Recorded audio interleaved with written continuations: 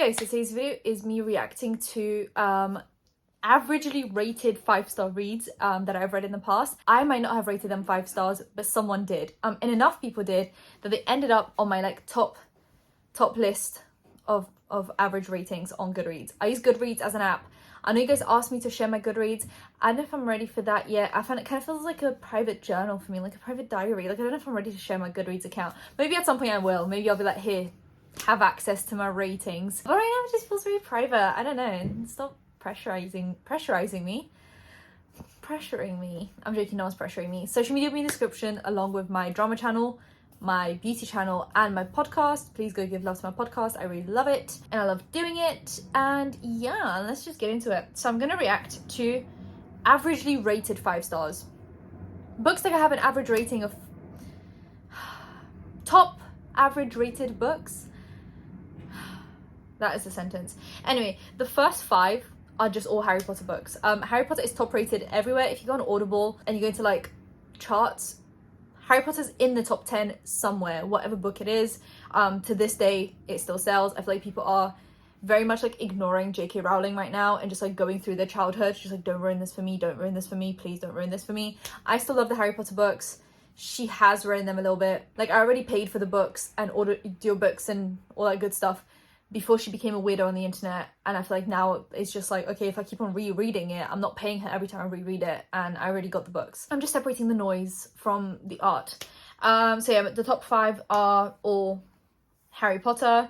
It goes, well, on my Goodreads it shows 7, 3, 6, 4, 5 is the top 5 rating. So people think number 7 is the best. I can't remember if I thought number 7 was the best. I think the one that gives me the most joy is the first one, because I feel like that's when you first discover the world with Harry and you kind of go through it and you're like, oh my god, this is amazing. But realistically, my favorite one is Prisoner of Azkaban, which is the second highest rated one. It's only about like a 0.04 difference between them, so makes sense. Now, once we go past Harry Potter, we have The 7 Husbands of Evelyn Hugo. It has an average rating of 4.48 and I gave it a 5 star.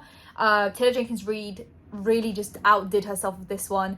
It became huge on YouTube ages ago and now it's resurfaced on TikTok and people are loving it. I loved it. It's essentially supposed to be inspired by Marilyn Monroe, from my understanding, and it's about this Hollywood star that was actually Latina, and she ended up having to like almost whitewash herself, you know, make her hair more blonde, do that whole thing to fit into the Hollywood lifestyle. And then it's essentially written from the point of view of the journalist that is writing like a biography about her, and then Evelyn Hugo, but like in the past. It jumps like now to the past and it goes over her life and her experiences that were pretty awful in Hollywood, and then it goes through her 7 husbands, so 7 divorces, and you basically just see why each one started and why it ended and the in between. And then just like an amazing ending. The book is wrapped up super well, it's written super well, the storyline's super good, the characters are amazing, super fleshed out.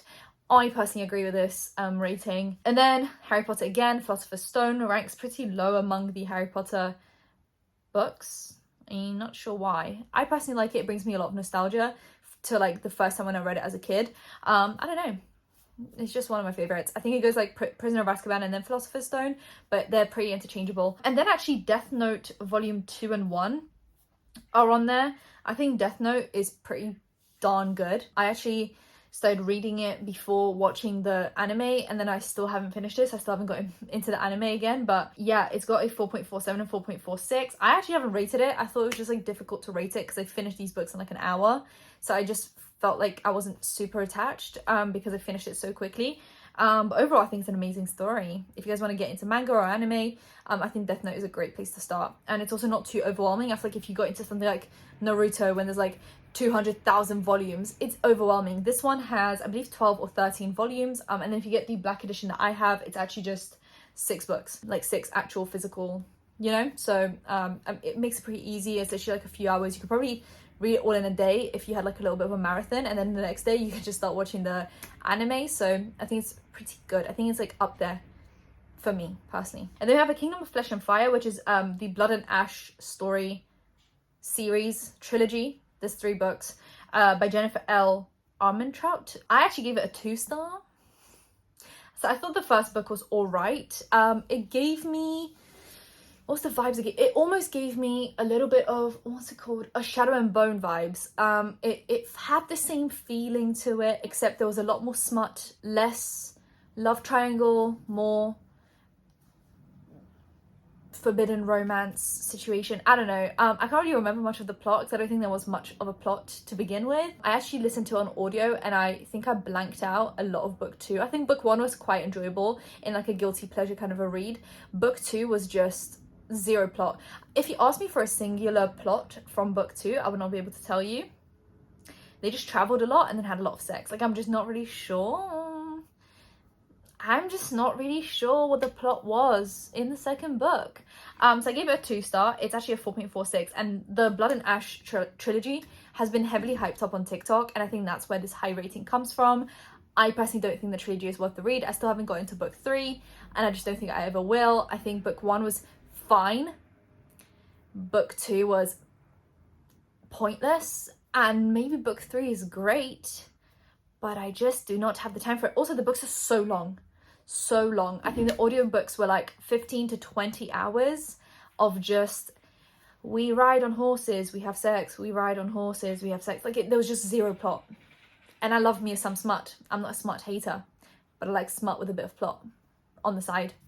There wasn't even some on the side. It wasn't even a teacup. It was in another continent. Someone else was consuming the plot in a restaurant in France. I'm in the UK. That's a different continent. I ended up doing different countries. Don't worry, I did catch that myself. You don't have to point that out in the comment section. The next one is Harry Potter and Chamber of Secrets, number 2. I actually really like this one. I think I'd place it like, I don't know, I actually don't think it was that. I find it really difficult to rank the Harry Potter books. I feel like some people have it very easily set out. For me, it just all is like one story. I like to treat it as such. The next one, completely agree with Verity. I gave it 5 stars. It's written by Colleen Hoover, who is a romance writer. And this was her first, I believe her first try at like a thriller. Oh my lordy lord, was it amazing. And it was better than any of her romance books that I've read. I think this is great. I wish she did more of this. It's got an average rating of 4.43. And I gave it a 5-star. I think it's amazing. It's essentially written, what's so interesting about this is, I'm gonna try not to spoil much. Essentially, she's a writer, she's an author, she writes her own books, but they're not super successful. And then someone comes to her and asks her to write a book. And then she needs to go back through the person that she's supposed to be writing for. She's supposed to go through their old works. And then she finds a manuscript that is almost like a diary. And then she starts reading back and forth. So the chapters you're getting is like one chapter of, she's currently herself, the author. And then another chapter will be a chapter from the manuscript. So you're getting like, oh my god, it's so good. The characters are amazing. It's super like atmospheric, super like not scary, but just uneasy. I love it. Personally, I love it. It's amazing. It's probably like one of my top 3 books of the year. And I read it literally at the beginning of the year. So big thumbs up from me.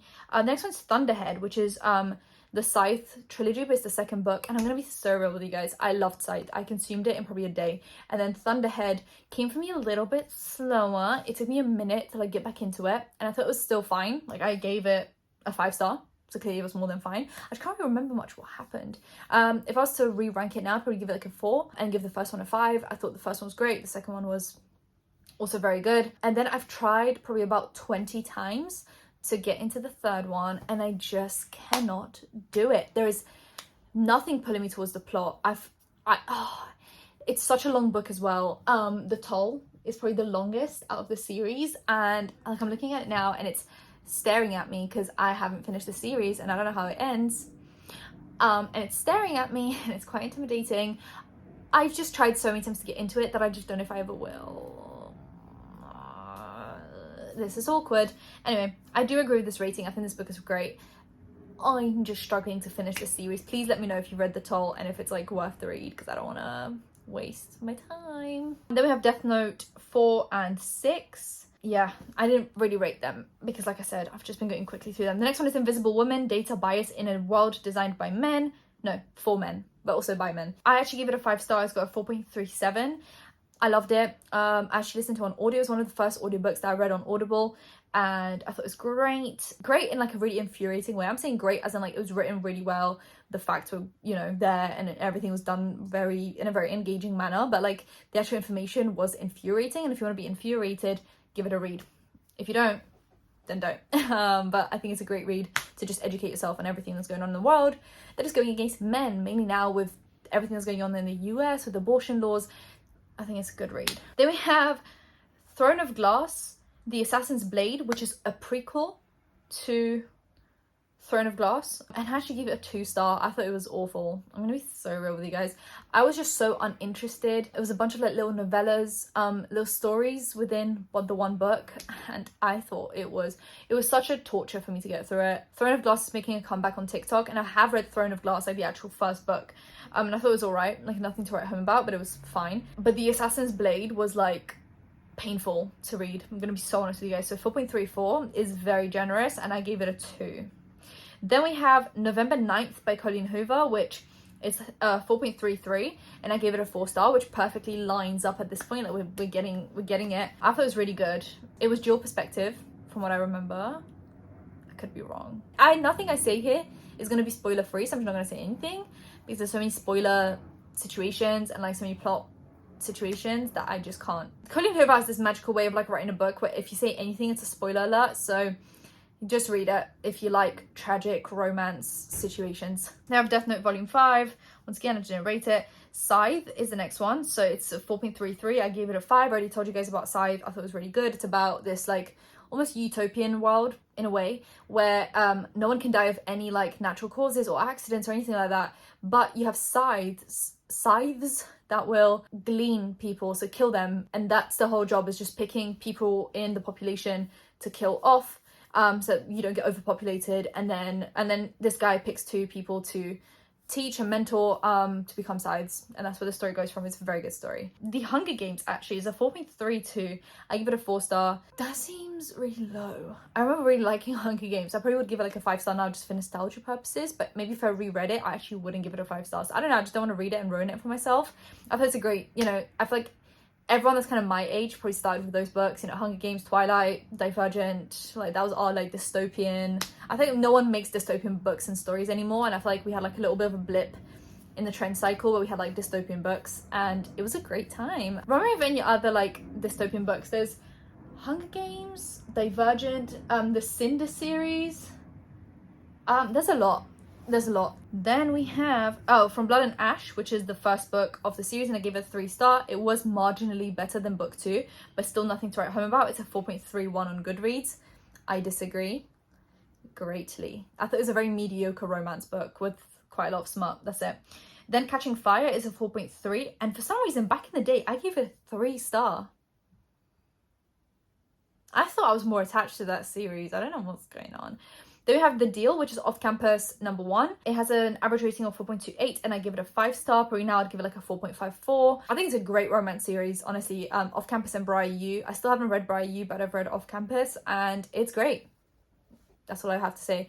It follows 4 guys from a hockey team and 4 girls that go to the same university, and it basically just does like a dual perspective for each story with each of the couples, and then it all interlinks because they're all friends, so it's really cool. Then we have A Beautifully Foolish Endeavor by Hank Green, which I thought was great, but this one is book 2, and I actually think I preferred book 1 to book 2 from what I remember. I listened to both on audiobook. It's almost like a sci-fi situation where this girl comes across this thing out on the street, and she films it and she goes viral over it, and then it shows like the problems of virality, and then also links into what this machine is, and it's very sci-fi-y but like in like a modern day way. And because he's a YouTuber, he also knew about virality and the whole thing, so yeah, like cancel culture and hate and stuff. So I thought it was a great read. Then we have A Gathering of Shadows, which is Shades of Magic number 2 by V. Schwab.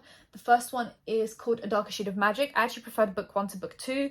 But I apparently gave this one a 5-star, and I probably gave the first one a 5-star as well. And once again, I haven't gotten to the last one because it's the biggest one, and every time I go to start it, I don't want to. So let me know if you guys read the last one, because at this point I've forgotten everything that has happened, and I'd have to read summaries at this point to like get back into the story, and it just seems so like intimidating. And then we have The Score, which is off-campus number 3. Which ones did I like? I liked The Deal and The Score. Yeah, 100%. And then I think so for me, I think it goes The Deal, The Score, The Mistake, and The Goal.